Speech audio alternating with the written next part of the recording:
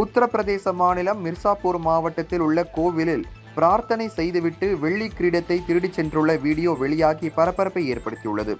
மிர்சாப்பூர் மாவட்டத்தில் உள்ள அனுமன் கோவில் ஒன்றில் வழக்கமான பூஜைகளுக்கு பின்னர் பக்தர்கள் நடமாட்டம் குறைந்த நேரத்தில் கோவிலுக்குள் வந்த நபர் ஒருவர் சுவாமி சந்நிதி முன்பு அமர்ந்து கண்களை மூடி பிரார்த்தனை செய்த பின்னர் மெல்ல எழுந்து கருவறைக்குள் சென்று அந்த அனுமன் சிலையில் இருந்த வெள்ளி கிரீடத்தை எடுத்து தன்னிடம் இருந்த துணிப்பைக்குள் வைத்து எடுத்துச் சென்றுள்ளார். சற்று நேரத்தில் சன்னதிக்கு வந்த பூசாரி சாமி சிலையில் இருந்த கிரீடம் மாயமாக இருந்ததை கண்டு அதிர்ச்சி அடைந்து காவல் நிலையத்தில் புகார் அளித்தார். கண்காணிப்பு கேமராவில் பதிவான காட்சிகள் அடிப்படையில் காவல்துறையினர் வழக்கு பதிவு செய்து அந்த நபரை தேடி வருகின்றனர். கோவிலில் சுவாமியிடம் வேண்டிக் கொண்டு சுவாமி சிலையில் இருந்த கிரீடத்தையே திருடிச் சென்ற அந்த வீடியோ காட்சி சமூக வலைதளங்களில் வைரலாகி வருகின்றது.